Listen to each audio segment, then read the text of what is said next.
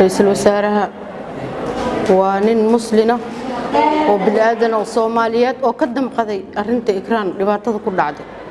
نالصو هاللي ودولة حقيقة كالصعودة وأن رئيس الوزراء برايم مينستر كودنك واضح سيدي أرنتا إن نمكن نقول سنة إن الدلعسيو قبل إن كنت مسلمين إيش كسر الدلعسيو وقلت إن الدلعسيو وأنا كحم معي هذا وكحم معي waxaa mar kale cirka isku shareeray kiiska Igraan Taxliil Faarax iyadoo dhawaan aan ogeyn in madaxweynaha Jamhuuriyadda Federaalka Soomaaliya Mudane Xasan Sheekh Maxamuud uu ballan qaaday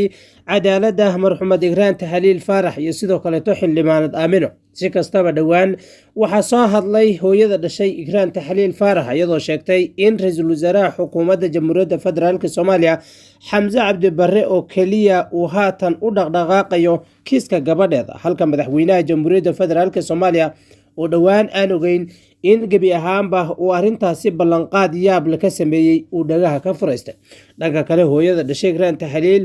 ayaa waxay intaas ku dartay inay ogtahay cidda dishay gabadheeda sidoo kale tana aysan haatan rabin in ay warbaahinta ka horshegto iyadoo dhanka kalena magacawday shakhsiyaad markaasi ayaguna ku lug lahaa in gabi ahaanba ay ka dambeeyeen dilka gabadheeda waxay dhanka kale cafis ka dalbatay madaxweynihii hore ee Jamhuuriyadda Federaalka Soomaaliya iyo sidoo kale taliyihii hore ee hay'adda sirdoonka qaranka Nisa Faad Yaasin Xaaji Daahir oo ay ku eedeysay inay shakhsiyaadkaasi si toos ah ugu lahaayeen dilka gabadheeda laakiin gabi ahaanba waxay ogaatay cidda dishay iyo sidoo kale cidda shirqooshay dilka Allah u naxariistay Igraan Taxliil Faarax haddaba xagee bay ku dambeeyeen markaasi guddigii u magacaabay madaxweynaha Jamhuuriyadda Federaalka Soomaaliya Mudane Xasan Sheekh Maxamuud kuwaasi oo uu xil saaray baaritaanka dhabka markaasi ka dambeeya dilkii Allah u naxariistay marxuumad Igraan Taxliil Faarax iyo sidoo kale xildhibaanad Aamino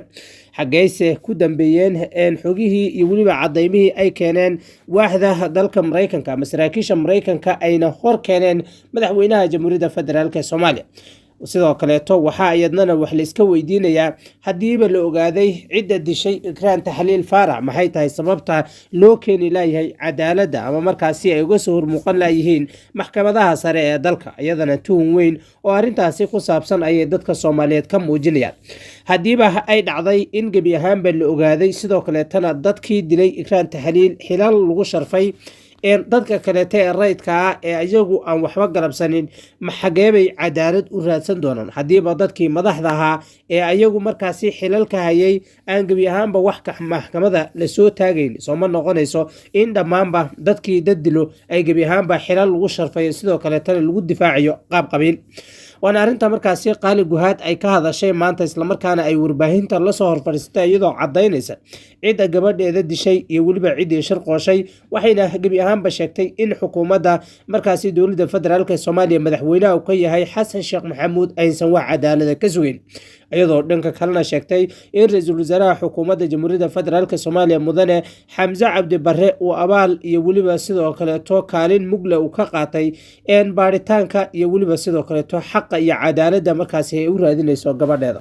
dawadayaal qodobadaas iyo waliba kuwa kale oo markaasi xasaasi ah oo ku saabsan kiiska Igraan Taxliil ayaana halkan idinkula wadaagi doonaa haddii ay tahay markaadii kugu horeysay barnaamijkeena uu soo gaaray si share gare oo la wadaag asxaabtaada kale si faan ugu raadino cadaalad dadka dulman ee markaasi intii la dilay haddana dhiigoodii markaasi lagu helay kuraas isla markaana lagu inkiray dadkii shalayto ay markaasi ka dhaadhicinayeen inay gabi ahaanba cadaalad ay u keeni doonaan dawladda haddii aynu ku bilowno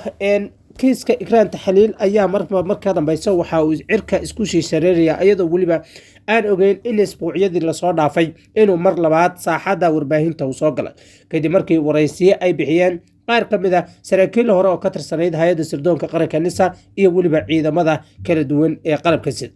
waxaana ka mid ahaa saraakiishaasi waraysiga bixiyay Yaasin Farey oo horey u soo maray taliyaha gobolka Banaadir isla markaana sharaxay qaabka ay wax u dhaceen waxa uu dhanka kala sheegay inay jiraan saraakiil iyo waliba xubno sare oo ka tirsan dowladda federaalka Soomaaliya kuwaasi oo iyagu ku eedeysan laguna ogyahay goortii ay dileen iyo xilligii ay qaadeenba ayagoo uu sheegay inay marka xilliga iyada ay ku gamariyeen xasaanad markaasi xildhibaannimo haatanna ayba heleen jagooyin waaweyn oo sarreeya kuwaasi oo gebi ahaanba ay ku adkaanaysa dowladda in ay wax ka qabato dhanka kale wuxuu yaasiin faray si tooshka ku ifiyey in qaali guhaad oo markaasi ahayd hooyada dhashay ikraan tahliil faarax inay gebi ahaanba xilligaasi ay diiday goobta markaasi ay ku maqan tahay gabadheeda ayadoo dhanka kalena ku eedeysay dowladda federaalk Soomaaliya in ay xilligaasi ka dambeysay ama gaar ahaanba Maxamed Cabdullaahi Farmaajo madaxweynihii hore Jamhuuriyadda Federaalk Soomaaliya iyo taliyihii hore ee hay'adda sirdoonka qaranka Nisa Faadi Yaasin Xaaji Daahir in ay gabadhooda ku maqan laakiin si kastaba waxay beenoobeen markii cadaymo la hor keenay qaali guhaad oo markaasi ku saabsan dilka gabadheeda iyo ciddii ka dambeysay si kastaba qaali guhaad ayaa maanta waxay la hadashay warbaahinta iyadoo dhanka kalena ammaan kala dhacday ra'iisul wasaaraha xukuumadda Jamhuuriyadda Federaalk Soomaaliya mudane Xamse Cabdi Barre ayaa ku sheegtay inuu yahay nin haliye isla markaana u guntaday sidii ay cadaalad ku heli lahayd Ikraan Tahliil iyo waliba xildhibaanad Aamino waxay dhanka kale ay sheegtay in ay faamilkooda uu la soo xiriiray sidoo kalena uu la wadaagay macluumaadka uu hayo taasi oo gebi ahaanba ay ku qanceen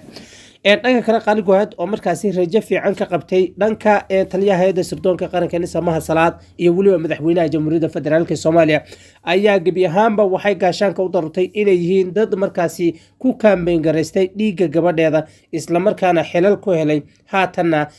ka xidhay albaabada waxayna ku tilmaantay dadkaasi inay yihiin dad markaasi aan lagu haleyn karin wadanka isla markaana uu yahay halyeeyga kelita ee dowladda federaalk Soomaaliya wax loo sheegan karo waxna kula qaban karo ra'iisul wasaaraha xukuumadda Jamhuuriyadda Federaalk Soomaaliya mudane Xamse Cabdi Barre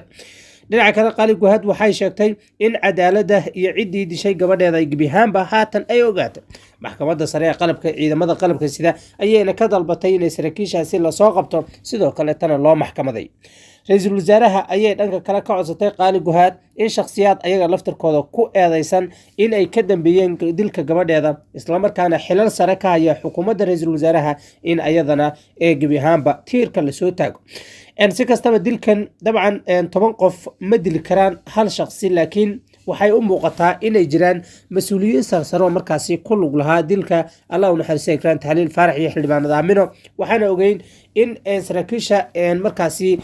Mareykanka macluumaadkii ay bixiyeen in ay ka mid ahaayeen mas'uuliyiin uu ka mid yahay ra'iisul wasaarihii hore ee dalka Maxamed Xuseen Roble oo haatan loo magacaabay safiirka Soomaaliya u fadhin doono wadanka isku taga Imaaraadka Carabta dhanka kaleeto waxaa ka mid ah mas'uuliyiinta sida hordhaca saraakiisha Mareykanka ay u shaaciyeen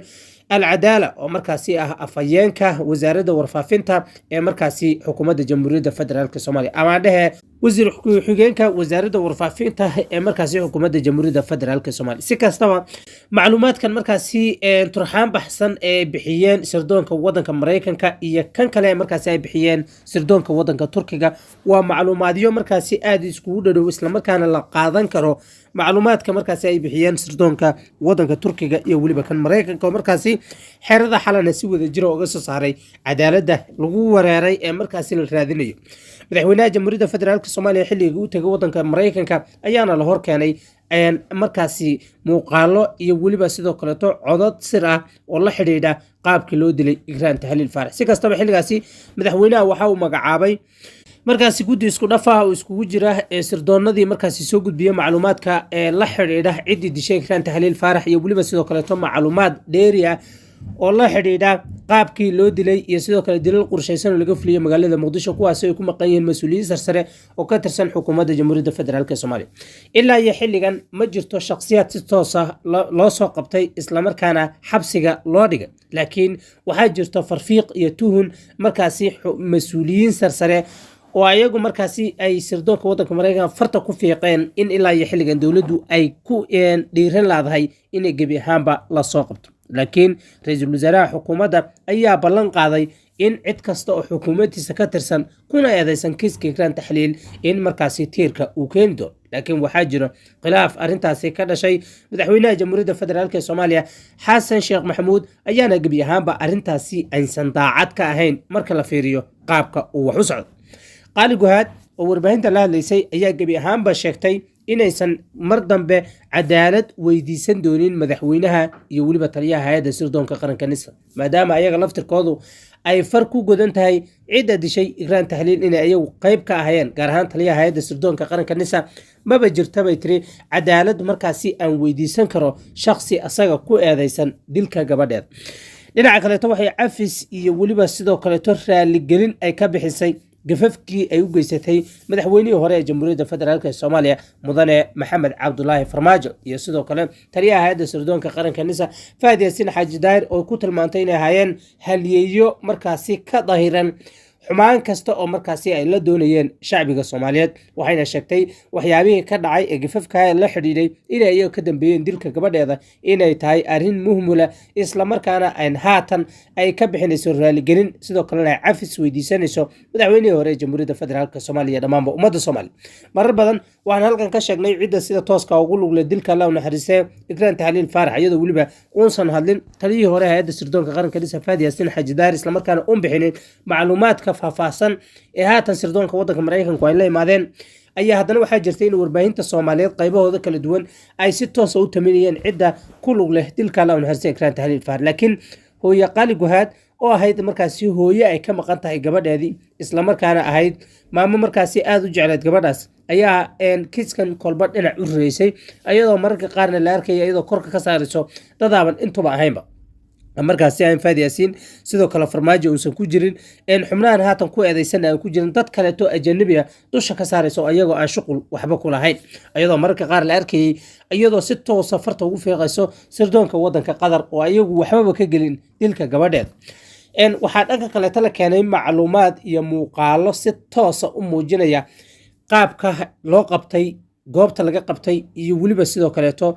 xilliga la qabtay goobta ay ku sugnayd Ikraan Tahliil Faarax muuqaaladaasi si hordhaca waxa uu faafiyay ama markaasi banaanka u keenay sirdoonka waddanka Mareykanka ayagoo ogolaha in dhacdadan ay markaasi tusaale u noqoto cid kasta oo dambi ka geysata gudaha dalka Soomaaliya in la soo qaban doono goob kastana markaasi lagu qaban doono qayb waxa ka ah gudiyadan markaas sida tooska ayagu iskugu xilqaamay in cadaalad loo helo dadka gacanta ku maqan dawladda booliska Interpol oo ayagu markaasi boolis ay ku mideysan yihiin dhamaanba wadamada qaaradda Afrika ama maandhaha adduunka dhanba uu ku mideysan yahay ayaa ayaguna si wada jira waxay baaritaan uga wadaan magaalada Muqdisho goobihii markaasi Ikraan Tahliil Faarax lagu qabtay iyo waliba CCTV-yada ku xiran wadooyinka magaalada Muqdisho iyadoo waliba muuqaalada qaar la arkay inay yihiin kuwa fasiixa la arkayana xubnihii aftuubay isla markaana u gacan galiyay mahadkartaay inayba ka mid ahaayeen xubno sare oo ka tirsan xukuumadda Ra'iisul Wasaare Xamza Cabdi Barre isla markaana xilliga ka tirsanaa xukuumaddii hore Ra'iisul Wasaare Maxamed Xuseen Roble daawadayaal qaybaha dambe wararkeena ayaana idinku soo gudbin doonaa macluumaadkan iyo waliba muuqaalada dheeriga ee sida hordhaca uga soo baxayo Allah u naxariisee cadaaladda loo raadinayo Ikraan Tahliil Faarax walow Ilaahay uu og yahay xaaladda rasmiga ee markaasi cidda dishay haddana waxaa jirto Israa'iil iyo waliba sidoo kale mas'uuliyiin isku xilsaaray sidii aysan u dhici lahayn mas'uul noocaas oo kale in la dilo isla markaana xil la iska saaro dadka Soomaaliyeed dhigooda bilaash micnaha la'aanta ku daadanay ayadoo waliba ay jirto macluumaad si hordhaca iyo muuqaalo laga helay xeraha hay'adda sirdoonka qaranka nisa kuwaasi oo la kaydiyay xilligii la waayay Ikraan Tahliil Faarax iyo waliba waraysi ay bixiyeen qaar kamid ah saraakiisha laamaha ammaanka ee magaalada Muqdisho kuwaasi oo waraysi ay ka qaadeen qaar kamid ah TV-yada iyo waliba sidoo kale kaydka hay'adda sirdoonka qaranka nisana laga helay muuqaalada noocaasi oo kaleeta daawadayaal waxyaabaha ka soo kordhay qaybaha dambe wararkan ayaan idinku soo gudbin doonaa tan iyo kulanti dambena waxaan idinka tagay sidaas iyo amaanaal